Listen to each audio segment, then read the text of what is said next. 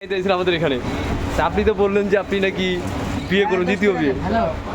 অবশ্যই বাংলাদেশে যেটা কেউ করে না, তা আমি আলহামদুলিল্লাহ আল্লাহ রাসূল সাল্লাল্লাহু আলাইহি সাল্লাম বলছেন তাজাওয়ালুল ওয়ালুদ ফাইন্নাহু মুকাথিরুম বিকুমুল উমাম, তোমরা বিয়ে করো, সন্তান বেশি নাও। সন্তান বেশি নেওয়ার জন্য শর্ত হলো বর্তমান জামানায় একাধিক বিয়ে করা।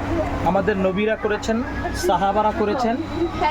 কেউ যদি একজন স্ত্রী নিয়ে থাকতে চায়, বর্তমান জামানায় চরিত্র হেফাজত করা কঠিন। এজন্য আমি করব ইনশাল্লাহ। আমার স্ত্রী, আমার বাবা, আমার মা, আমার ভাই, আমার বোন সবাই রাজি, আপনারাও রাজি হন। আচ্ছা ভাই, আমার একটা প্রশ্ন আছে, যেটা আপনারা তো মসজিদে বলতে পারে, বয়ান দিতে পারেন, যে এই বিষয়টা নিয়ে বলে নাকি? 100% আমি বয়ান দিই আমার মসজিদে।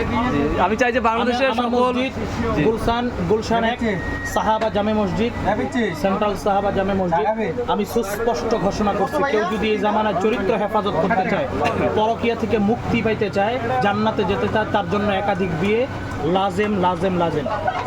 জি ভাই, যারা আপনারা একাধিক বিয়ে করে না তারা ভিক্ষুক। জি জি ভাই, এটা ঠিক, আপনারা ঠিক আছে, কিন্তু আপনারা তো এটা কীভাবে করতে পারেন, এটা নিয়ে একটা আলোচনা করতে পারেন বা কমিটি করতে পারেন। যা কমিটি কি করব, বউয়ের ভয় সবাই, হ্যাঁ জি। ইনকাম করি আমি, মানুষ ভয় করে বউ। আমি হিসাব আমার বুঝে না, হিসাব আমার বুঝে আসে না। ইনকাম, পরিশ্রম, কষ্ট সব মাথার ঘাম পায়ে ফেলাই আমি, আর মানুষ করে বউয়ের ভয়, বউ আমাকে মারবে, বউ আমাকে গালি দিবে। আর বউ কি খাওয়ায় নাকি? আমি বউ না না, ঠিক ভাই, আচ্ছা ঠিক আছে, আপনার ভালো আমার লাগলো। আল্লাহকে প্রাধান্য দিতে হবে, আমার রসুলকে জি প্রাধান্য ভাই, দিতে হবে। আপনার ভালো লাগলো তো আপনার বিয়েটা আমাকে খাবেন ইনশাল্লাহ। ইনশাআল্লাহ। ওকে ইনশাল্লাহ।